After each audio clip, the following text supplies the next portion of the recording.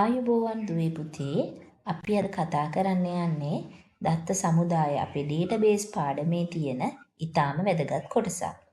අපි අද කතා කරන්නේ ER ඩයග්‍රෑම් එකක් ඇඳයින් පස්සේ ඒ ER ඩයග්‍රෑම් එක අපි වගු ආකෘති බවට පරිවර්තනය කරන්න පාවිච්චි කරන මැපින් රූල්ස්. ඒ කියන්නේ සම්බන්ධක පරිපාටිය රිලේෂනල් ස්කීමා ලියන්නේ කොහොමද කියන එක තමයි අපි කතා කරන්නේ. පුතේ මේක ඕගොල්ලන්ගේ A-level විභාගෙදි බොහොම වැදගත් කොටසක්. ආසන්න අවුරුදු වලදී අපි දැන් දැකලා තියෙනවා ER ඩයග්‍රෑම් එක ඇඳයින් පස්සේ ඔයාලගෙන් සම්බන්ධක පරිපාටිය ගැන අහනවා. ඒ නිසා ඊටාම පරීක්ෂාකාරී විදිහට අපි මේකේ සම්බන්ධක පරිපාටිය ලියන්න ඉගෙන ගන්න ඕනේ.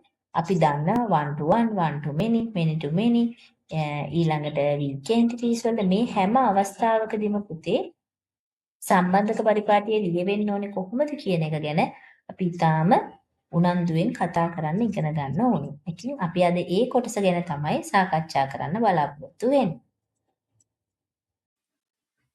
හරි.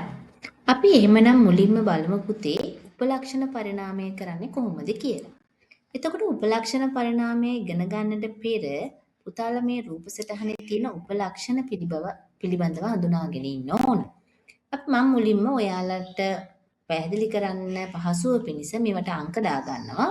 මේ තියෙන 1, මෙතන මේ name කියන එකට මම 2 කියලා ගන්නවා. date of birth කියන එකට මම 3 කියලා අංක කරගන්නවා පුතේ. ටෙලිෆෝන් නම්බර් කියන්නේ 4. ඊට පස්සේ ව්‍යුත්පන්න ගුණාංග කියලා කියන්නේ 5.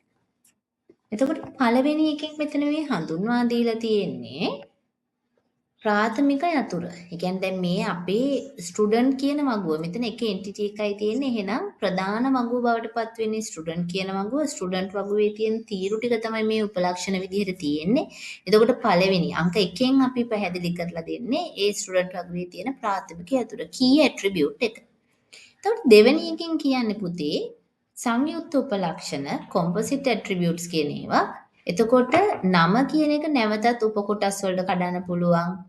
තවත් උදාහරණයක් විදිහට ගත්තොත් ඇඩ්‍රස් කියන එක අපිට නම්බර්, ස්ට්‍රීට් ඒ විදිහට කඩන්න පුළුවන්. අන්න එහෙම කොටස් කැඩෙන ඒවට අපි කියනවා composite attribute කියලා. මේකත් ඒ වගේ වේතනක්. එතකොට මෙතනදී උපලක්ෂණ ඒ කියන්නේ වගු ආකෘති බවට පරිවර්තනය කරද්දී කොයි විදිහටද කරන්න කියන එක අපි ඊළඟට බලමු. ඊළඟට තුන්වෙනි එක මේ තියෙන සාමාන්‍ය උපලක්ෂණයක්. 4 බහු වටිනාකම් සහිත උපලක්ෂණයක්. 5 කියන්නේ ව්‍යුත්පන්න උපලක්ෂණයක්. අපි ඉස්සරහට මේ ටික කතා කරන ගමන්, ඒ කියන්නේ වගු ආකෘති බවට පරිවර්තනය කරන ගමන් මේ පිළිබඳව තවදුරටත් කතා කරමු. මුලින්ම මෙතන තියෙනවා ස්ටුඩන්ට් කියන එක තමයි අපේ ප්‍රධාන වගුව. ඒ නිසා මම මුලින්ම ස්ටුඩන්ට් කියලා ගන්නවා. මෙතනදී තාම සැලකිලිමත් වෙන්න පුතේ මේ තියෙන ස්පෙලිංස් චුට්ටක්වත් වෙනස් කරන්න බෑ. කැපිටල් සිම්පල් පවා ඒ විදිහටම අපි ගන්න ඕනේ. ඒ නිසා අපි මෙතන ගන්නවා ඔන්න ස්ටුඩන්ට් කියලා. අරගෙන සුළු අරහණක් තමයි ආරම්භ කරන්නේ. එතකොට සුළු අරහණක් කිව්වහම රවුම් අරහණ කියන එක මතක තියාගන්න. ඔයාලට වෙන කිසිම අරහණක් මෙතනට දාන්න බෑ. ඊට පස්සේ මෙතන ප්‍රාථමික යතුර වෙන්නේ ST නම්බර් හින්දා ඔන්න මං ST නම්බර් කියන එක මේ විදිහට ගත්තා. කමා එකක් දීලා අපේ දෙවෙනි උපලක්ෂණය composite attribute එකක් තියෙන්නේ. මෙතන දැන් නම කියන එක දැන් මගේ නම උදාහරණයක් විදිහට ගත්තොත් name කියන තැනට මම දාන්නේ VP පෙරේරා කියලා. එතකොට initials වලට එන්නේ VP, surname එකට එන්නේ පෙරේරා. එතකොට අපි වගුවක් විදිහට මේක ඇඳගත්තොත් ඔයගොල්ලන්ට තේරෙන්න ඕනේ වගුවේ ST number කියන්නේ එක තීරුවක්, name කියන්නේ තව තීරුවක්, initial කියන්නේ තව තීරුවක්, surname කියන්නේ තව තීරුවක්. ඒ විදිහට ගත්තොත් අපිට පුංචි ගැටලුවක් පේනවා. මගේ නම එක රූලක VP පෙරේරා කියලා තියෙන ගමන් තවත් රූල් දෙකක එක තැනක VP කියන එකයි තවත් රූලක පෙරේරා කියන එකයි තියෙනවා. ඔයාලටම තේරෙනවා එහෙම ලිවීමේ අවශ්‍යතාවයක් නැහැ. එහෙම වුණොත් එකම මිනිස්යාගේ නම දෙවතාවක් මෙතන තීරු කිහිපයක් ඇතුලේ තියෙනවා. ඒ නිසා පුතේ අපි මේ composite attribute එකකදී කරන්නේ ඒ ප්‍රධාන උපලක්ෂණය නොසලකා හැරලා මේ අණු කොටස් දෙක විතරක් අපි වගුවේ තීරු බවට පරිවර්තනය කරනවා. ඒ හින්දා අපි මෙතන මේ name කියන එක නොසලකා හැරලා initials කියන එක ගන්නවා. අරගෙන ඊළඟට අපි ගන්නවා surname කියන එක. surname. ඊට පස්සේ තුන්වෙනි අංකේ ගාවට ගියොත් තුන්වෙනි අංකේ ගාව තියෙන date of birth කියන එක.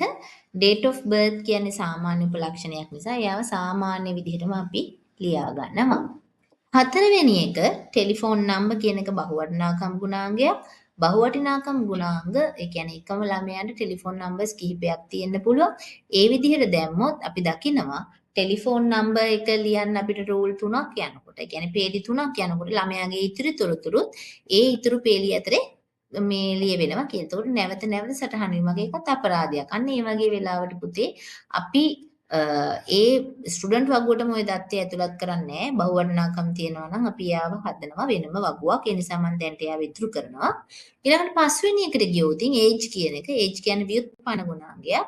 ව්‍යුත්පන්න ගුණාංගය කියන්නේ පුතේ ප්‍රධාන වෙනත් උපලක්ෂණයක් මත යෙපෙන කෙනෙක්. දැන් උදාහරණයක් විදිහට හිතන්න. පුතාලා ඉස්කෝලේට ගියපු දවසේ ඔයාගේ වයස අවුරුදු 6යි.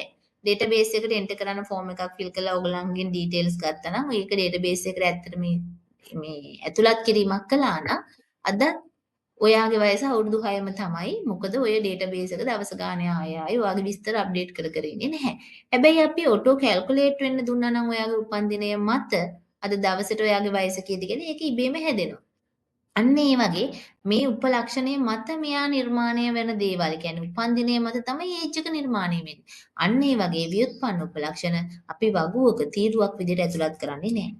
එහෙනම් අපි දැන් ST නම්බර් දැම්මා, ඉනිෂියල් දැම්මා, සර්නේම් දැම්මා, date of birth දාලා අපේ වගුව වහන්න. ඊට පස්සේ එක්කෙනා අපේ ටෙලිෆෝන් නම්බර්, ඒ කියන්නේ බහුවර්ණාකම් උපලක්ෂණය අපි ලියන්න ඕනේ. අලුත් වගුවක් හදනවා කියලා මම පුතාලට කිව්වා.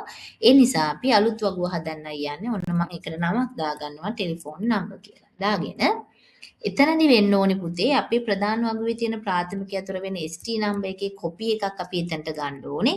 ST නම්බර් එකේ කොපි එකක් අරන් ඊට පස්සේ ටෙලිෆෝන් නම්බර් කියන එකත් අර තියෙන ඇට්‍රිබියුට් නේම් එකත් එතනට ඒ විදිහටම දාලා මේ වැඩේ ඉවර කරන්න පුළුවන්. හැබැයි මතක තියාගන්න මේකේ මගේ පුංචි අඩුපාඩුවක් පේනවා. මොකද්ද මේ අඩුපාඩුව? ඔයාලට ලකුණු අහිමි වෙන තැන. අපි මේකේ ප්‍රාථමික අතර යටින් අනිවාර්යයෙන්ම ඉරක් අඳින්න ඕනේ. ස්ටුඩන්ට් එකේ ස්ටුඩන්ට් නම්බර් කියන එකට ටෙලිෆෝන් නම්බර් එකේ ST නම්බර් කියන එකත් TP නම්බර් කියන දෙකටමත් අපි යටින් ඉරි අඳින්න ඕනේ. මේ දේ අනිවාර්යයෙන්ම කරන්න ඕනේ පුතේ. නැත්නම් ඔයාලට ලකුණු හම්බ වෙන්නේ නැහැ. එතකොට මේ විදිහට අපි උපලක්ෂණ පරිණාමය කියන කොටස අද කතා කළා. තවත් වීඩියෝ එකකින් මම ඔයාලට ඉතිරි කොටස් සම්බන්ධව පරිපාටි ලියන විදිහ පැහැදිලි කරලා දෙන්නම්.